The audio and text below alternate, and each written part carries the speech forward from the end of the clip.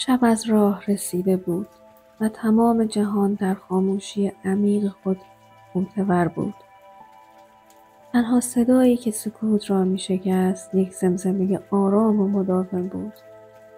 زمزمه بارانی ملایم که بر بام شیبدار کلبه چوبی می نشست و به آرامی بر زمین سرازیر می شد. سارینا کنار پنجره کوچک کلبه نشسته بود. پنجره‌ای که قابش از چوب گردو بود و شیشه‌اش با قطرات باران نقاشی‌های محو و لرزان کشیده بود. او هیچ عجله‌ای نداشت. امروز روز سکون بود. او به شیشه سرد تکیه داد و دستهایش را دور فنجان چای بابونه‌اش حلقه کرد. گرمای ملایمی از فنجان به نوک انگشتانش می رسید. گرمایی که به آرامی تا مچ دست بالا می آمد و در رگ‌هایش پخش می شد. نفس کشید، دمی عمیق و آرام. هوای خنک و مرطوب را به ریه‌هایش برد و سپس بازدمی آهسته و طولانی، انگار که تمام افکار اضافی روز را همراه آن رها می کرد. دوباره یک دم عمیق دیگر و یک بازدم آهسته تر.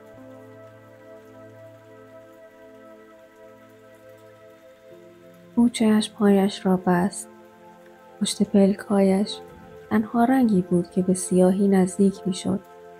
آرامشی بدون تصویر، اما صدای باران همچنان بود. صدای ریتمیک مثل یک ضربان قلب آهسته که می گفت آرام باش، آرام باش.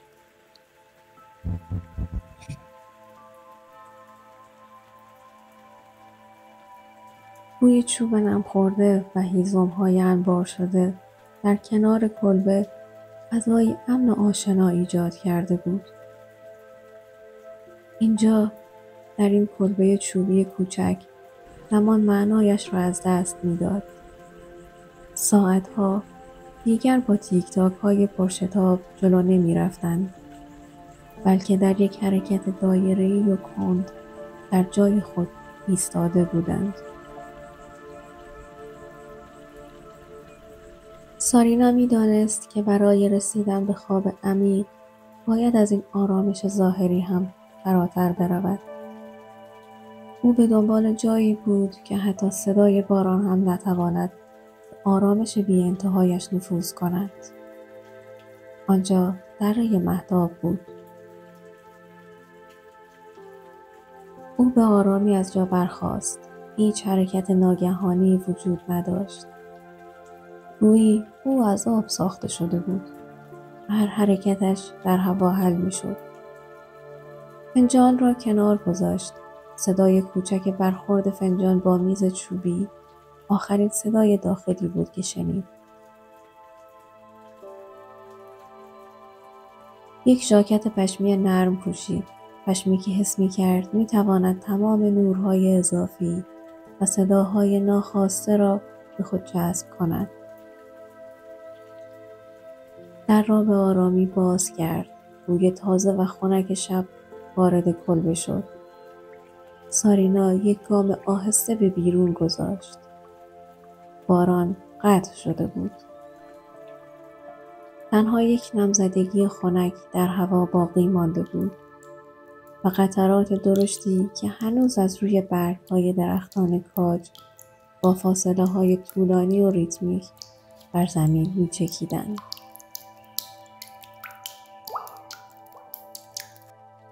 سارینا به سمت دشت حرکت کرد.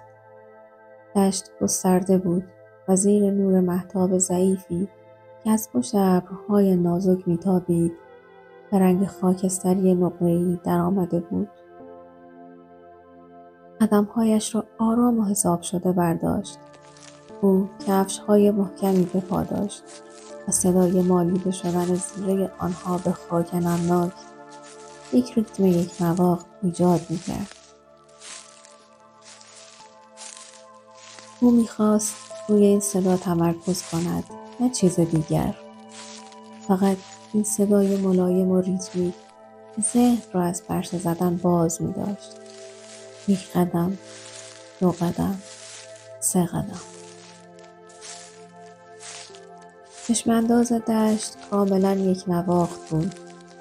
هزاران ساقه علف کوتاه و خاموش که گویی در خواب فرو رفته بودند. تنها چیزی که حرکت می کرد خود سارینا و باد بود. بادی ملایم و سرد که مثل یک نوازش آهسته از روی پوستش رد می شد و لباسش را به آرامی به عقب هل می داد. او به سمت افق قدم بر می داشت. افقی که هیچ خط مشخصی نداشت و به نرمی در تاریکی آسمان محو می شد. همه چیز در حال محو شدن بود جز این ریتم قدم ها و حس آرام و محوی از بوی خاک.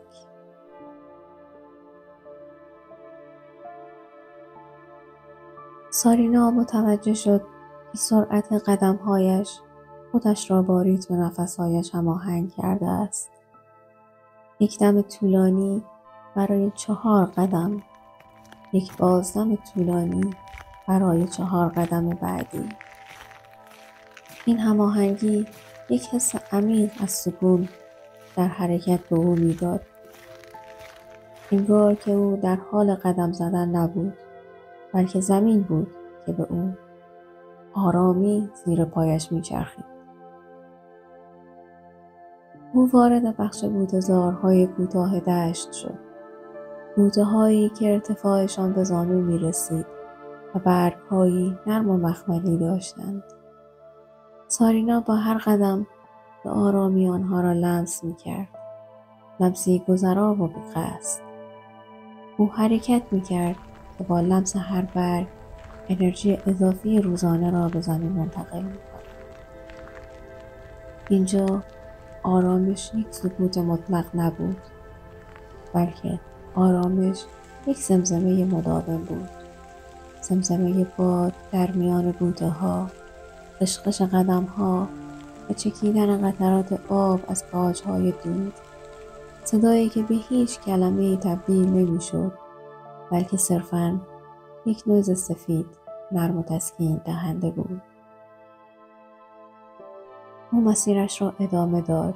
از دور صدایی متفاوت به گوش رسید.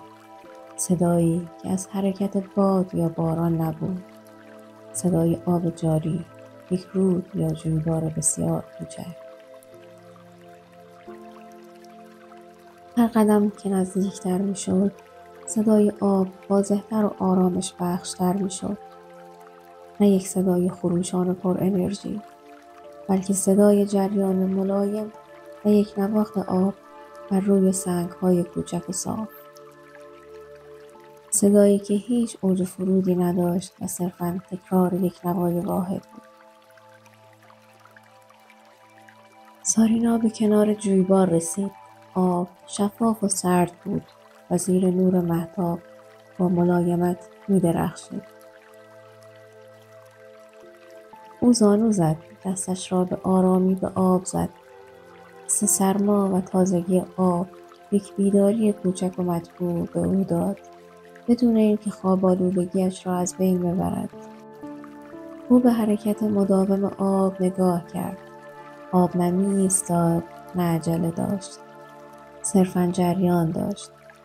گویی به او می‌گفت تمام دغدغه‌هایت را به من بسپار. من میبرمشان. سارینا به آرامی از کنار جویبار گذشت و وارد یک شیب ملایم شد. مقصد نزدیک بود. این شیب به آرامی او را به سمت بالای تپه هدایت می‌کرد. حالا ریتم نفسهایش سنگین‌تر شده بود، آهسته‌تر و عمیق‌تر. او احساس کرد که پاهایش سنگین شده‌اند. سنگین از آرامش و خستگی مطبوع.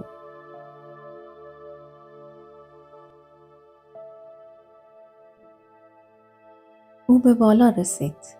در زیر پایش دره مهتاب قرار داشت. دره‌ای که در میان تپه‌ها فرو رفته بود و مانند یک بستر امن خود را در آغوش شب پنهان کرده بود.